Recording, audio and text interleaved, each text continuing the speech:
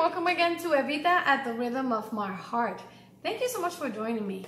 It's an absolute joy and pleasure sharing these little moments with you. I'm having a blast making these videos for you and sharing them with you, especially when I get requests and comments by my subscribers with their requests. So thank you so much for your time.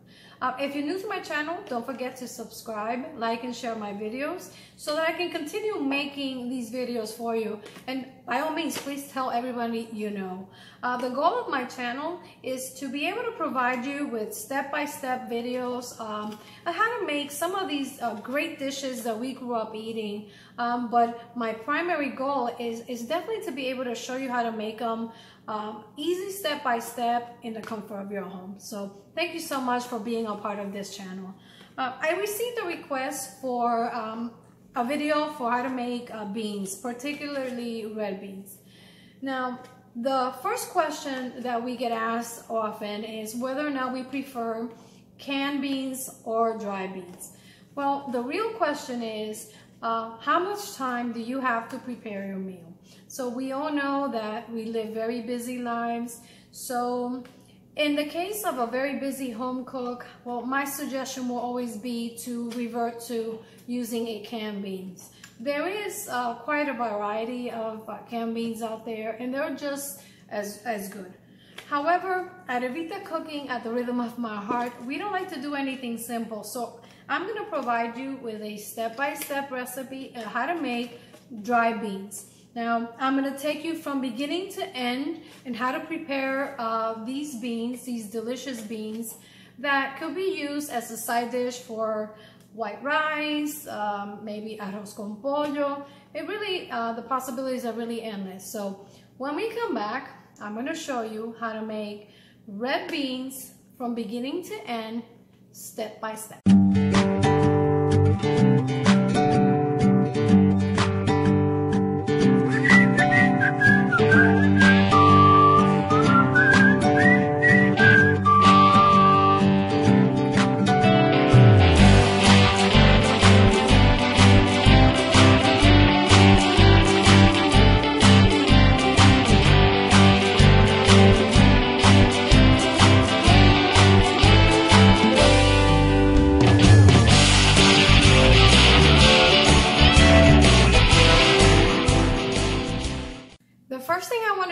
I want to measure my beans and I want to pick them. So let me show you really quickly what that means. So what I'm going to do is I'm going to go ahead. I'm going to be cooking 1 cup of beans. And these are the red small beans and they look like this.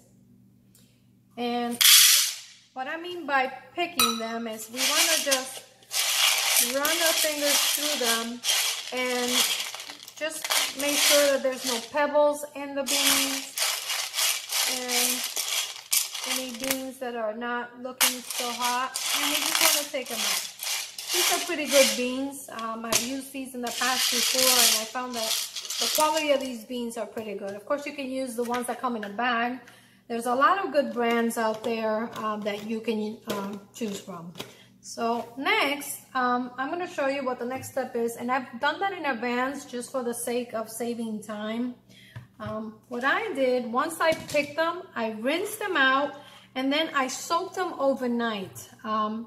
You could soak them from 4 hours to overnight, preferably overnight, and the reason for that is that once you soak them, what that's going to do is going to speed up the process of the cooking time of these beans. Now, I want to show you very quickly the difference between the soaked red beans and the dried ones. They've doubled up, maybe tripled in size. So that's part of the reason why you want to soak them prior to cooking them, because it's going to save you a lot of time or cooking time. Now, the next thing I want to show you, I'm going to be using a pressure cooker to tenderize and cook my beans. Of course, if you don't have one of these, you can do them on your stovetop. You may just have to adjust the cooking time for the beans, but it works just as well. Remember, in the old days, our abuelitas and our mommies did not have pressure cookers. Most of them didn't. So, you know, they made do with what they had available and access to. So do not be discouraged. If you don't have a pressure cooker, you can still make this recipe just as well. Next, I'm going to go ahead and drain my beans. I like to drain them from that water and just add fresh water to mine. There we go. We're going to add it to our pot and we're going to cover them with water. And we want to add 3 times the amount of water to bean. In other words, if we have 2 cups of soaked beans, we want to add 6 cups of water to the pot. Okay, and there we go. If you've been following my videos, you know by now that I like to infuse flavor to my meals from beginning to end. And I do that by using fresh ingredients like herbs and spices and aromatics. So I am going to add some fresh garlic cloves that I've smashed and roughly chopped. Doesn't have to be perfect. We'll just go ahead and add the garlic. I'm also going to add chunks of onion. Now this is a trick that I learned from my mother-in-law. So I took 1 medium yellow onion, peeled it, and cut it into chunks. I'm going to add that too. Okay. Now I'm a strong believer that fresh ingredients always makes a difference. Remember, when you cook for your family, it is a food of love. So everything that you put into it is gonna translate or equal flavor. So there's really no basic rules. These are just some of the aromatics that I like to add to my beans when I cook them. Now, most of these things I'm gonna remove after I'm done cooking the beans. So I wanna keep them fairly big, but not too big. I just want to be able to remove them once I'm done cooking my beans. So I've julienned some celery. I know celery is not an ingredient that most Puerto Rican households use, but it is one that I find that is very tasty. Now, you also know by now that I'm a very big fan of the dos primitos, or the 2 cousins, cilantro and culantro. And I like to use every little bit of it. So what I do is I cut the stems of the cilantro and the culantro. I've pre-washed them. And I like to add both of those to the pan. Now, this is entirely optional. You are going to have to remove them once the beans are cooked, but I find that it's worth every little bit of effort. So I'm going to add that too. Okay. And now I'm just going to stir the pot very quickly just to mix all my herbs and my garlic and onion in there. And I'm going to cover them. Okay, there we go. And I'm going to start my pressure cooker. I set it to the bean setting and I put it on high. Again, if you don't have a pressure cooker, that's fine. You can do this on the stovetop. You just want to cook them on medium-high for the first half hour, and then you want to just keep checking them in between just to be sure that they're not dried out or that they're burning. So you just want to keep an eye on your beans as you're cooking them. If you're cooking your beans on the stovetop, after the first half hour of cooking time, you want to check your beans in between for doneness. You also want to stir them. Dry beans can take anywhere between 45 minutes to an hour, hour and a half, maybe more, to tenderize and cook. And that really depends on the kind of beans that you use. So there's really no set time. So that's why it's best that you keep checking them in between for doneness. Also, if you notice that your water starts to evaporate too quickly and your beans are still not tender, you can always add more water to the pan. One more thing is I don't salt my beans when I tenderize them because I like to add the remaining seasonings and ingredients to my beans when I stew them or when I cook them. That's just a little tip for when you're cooking beans from scratch. My beans have been cooking already for about 15 minutes and I can already smell the cilantro and the culantro, the aromas already infusing the house. So I'm really looking forward to opening my pressure cooker and checking on my beans. Right here I have the beans after they've been tenderized, and I wanted to show you that they can be done on the stovetop. And these beans took about 40 to 45 minutes on the stovetop. As I said previously, the cooking time for the beans to tenderize is going to depend on the type of beans. There's really no set time, but basically they can take anywhere between 45 minutes to an hour, hour and a half. These red beans took about 40 to 45 minutes to tenderize. So I have them here. And what I'm going to do next is I'm going to ladle out the big pieces of the celery and onion and of course the culantro and cilantro stems. And we're going to begin cooking or stewing our beans. Now that I'm done picking the big chunks of celery and vegetables that I added, I'm ready to begin our stew. And remember, the bigger you cut your vegetables, the easier it will be to skim off. It's worth all the effort, especially when you use dry beans. Of course, when you're using canned beans, you don't have to do this because they come pre-cooked. But if you're going to be giving it a shot, making your own beans from scratch, this is a great method to keep in mind. Here we have everything we're going to need to make our stewed beans. Remember guys, as always, I leave the full recipe on the description box below. Don't forget to subscribe, like, and comment on my videos. I do appreciate your comments and also your requests.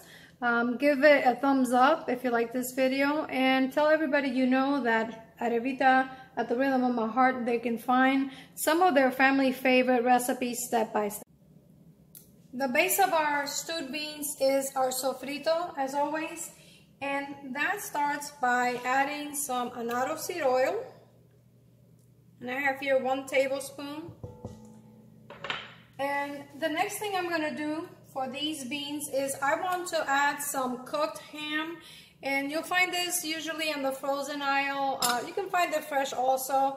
And it comes in a round, and you just basically go ahead and dice it into, you know, whatever size you like, and you rinse it out. It is salty, so you want to rinse it just to remove some of the excess salt. And we want to go ahead and add that and begin sauteing it.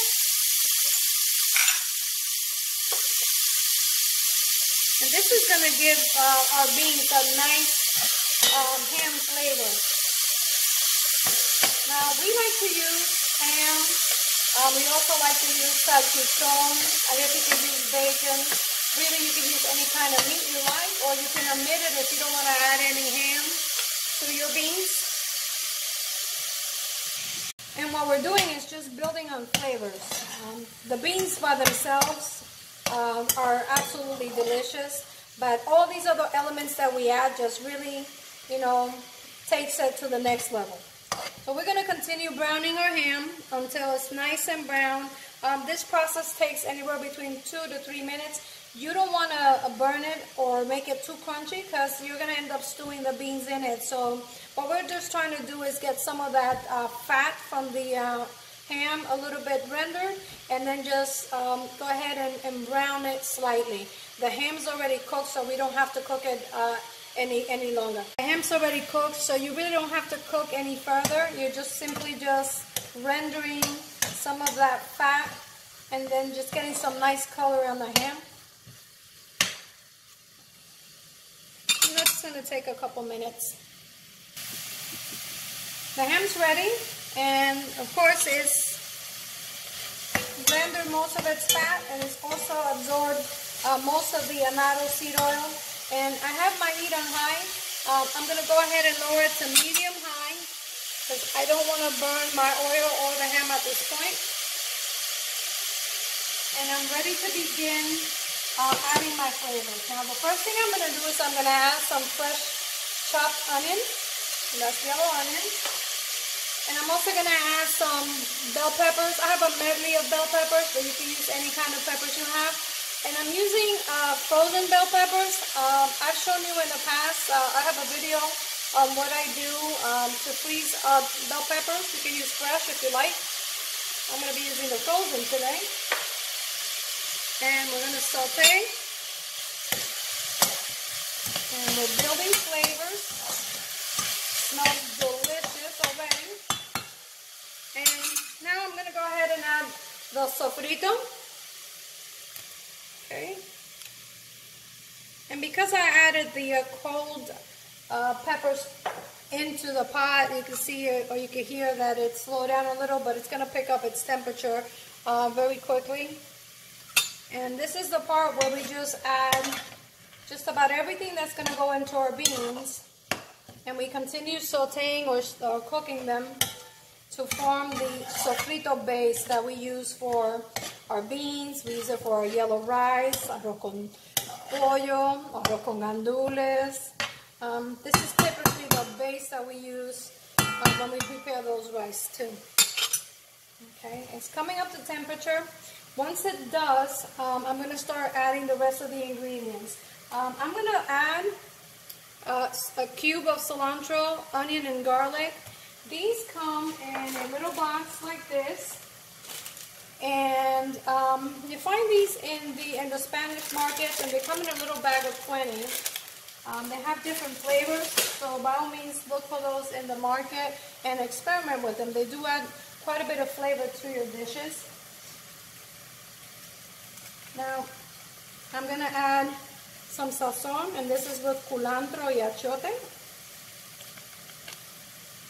And to give it even more of a ham flavor, I'm going to add a packet of ham powder, and I'm using a low sodium ham powder. I'm adding some sazonador total and adobo without pepper. And I'm going to stir. This is all coming along nicely. Now, one of the things that I was asked is what I do to make my beans a little thicker or less runny. So, to answer my subscribers' question with that regards, there's two different things that I use to make my beans a little thicker. Number one, when you make dry beans, because I'm using the water that I cook my beans in, that makes our beans a little bit thicker. But one of the secrets that I use is I like to add some tomato paste to my sofrito. And this is one of the elements that helps our beans thicken. And we're going to stir this very quickly. And because tomato paste is concentrated tomato, you're going to get a stronger tomato flavor. Now, tomato paste, I've said in the past, doesn't replace the tomato sauce, at least not on my recipes. And you can find tomato paste like this in a tube. And it comes in a little box in a tube. You can also find it in the pouch form, like this, and in a can form. I like the tube and the smaller pouches because you use a very small amount of tomato paste in your recipes. And the canned stuff, unless you're going to freeze it, goes rancid very quickly, and you don't want to do that. Now, once our tomato paste is nice and mixed, I'm going to go ahead and add my tomato sauce. Okay. And also, I have some potatoes that I dice very finely. I'm going to drain them and I'm going to add them to the pot. But before I do that, I'm going to lower my heat to low because I don't want to burn my sofrito.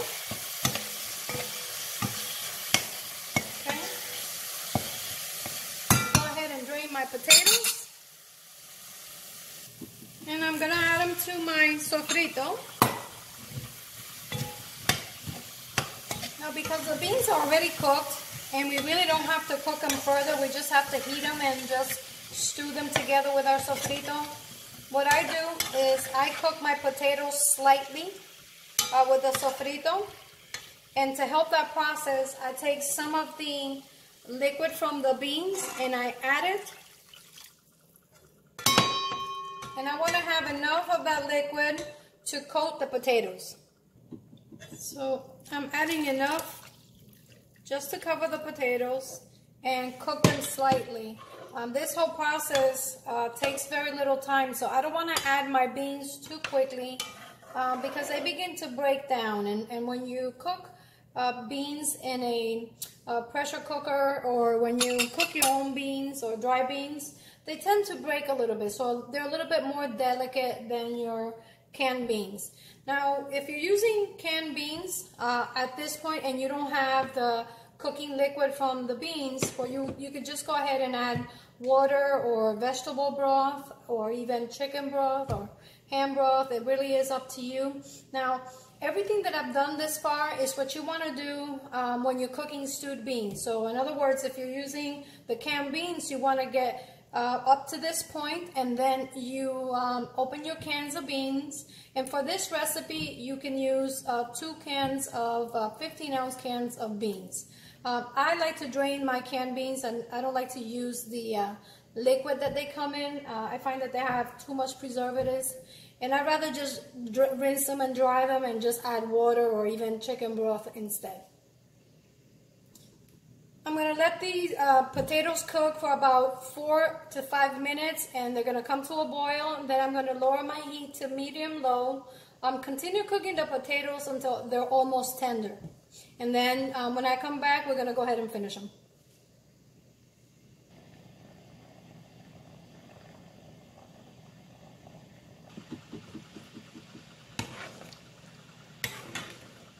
Smells amazing. Coming along very nicely. They're halfway cooked, the potatoes. So let me show you what this looks like. It's nice.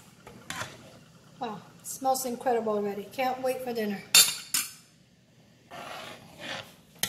Notice as the potatoes begin to cook, our broth or sofrito or sauce starts to thicken. These potatoes have been cooking for about 7 minutes, and they're just about tender. They still have about 3 or 4 minutes to go before they're fully tender. And at this point, we want to go ahead and add our beans. I still have a little bit of the bean water in here, and I'm going to add it too. And this is just basically the end of our stewed beans. Now we're going to let these cook for about 3 more minutes so that the potatoes can finish cooking. And look at that. Looks amazing. Smells delicious. And I'm going to be serving my beans with some white rice. Just a perfect side dish for, this is the perfect side dish for a nice bowl of white rice. I'm also going to add some roasted bell peppers. And I've rinsed it slightly to remove some of that added salt. And as usual, at Evita, at the rhythm of my heart, you know, we're fan favorites of culantro and cilantro. And I have here a mix of culantro and cilantro, about 3 tablespoons, 3 to 4 tablespoons. And we're basically done with our beans in about 3 minutes. When our potatoes are nice and tender, we'll be ready to eat our stewed red beans. So I'm going to stir our cilantro, and look at that. Now we're going to continue cooking it on high because we want them to thicken, but if you take a close look, our beans are nice and thick. If you want them thicker, you add less water, or you just let it continue cooking until it reduces. For me, this is almost a perfect consistency for my beans because I like to have a little bit of that sauce, you know, to mix with my white rice. And let's continue cooking it for another 3 minutes, and when we come back, I'm going to show you how I like to plate them.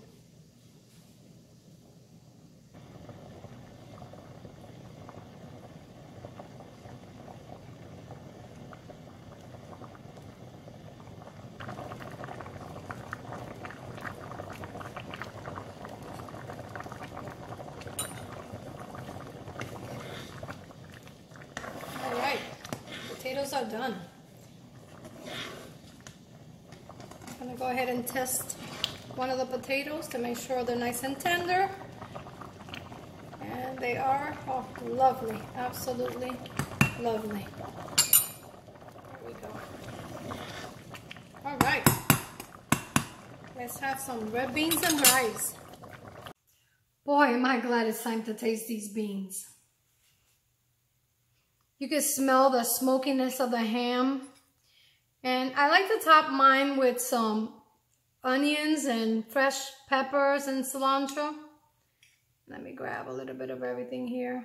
Look at that.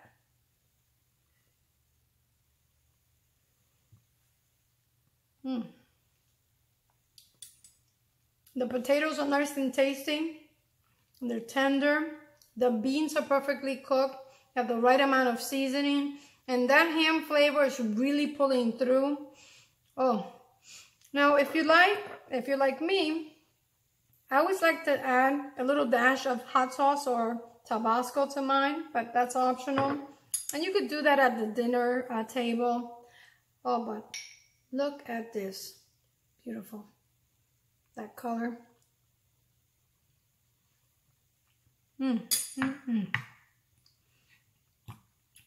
Wow. Well, friends, until next time, this is Evita at the rhythm of my heart. Buen provecho y hasta la próxima.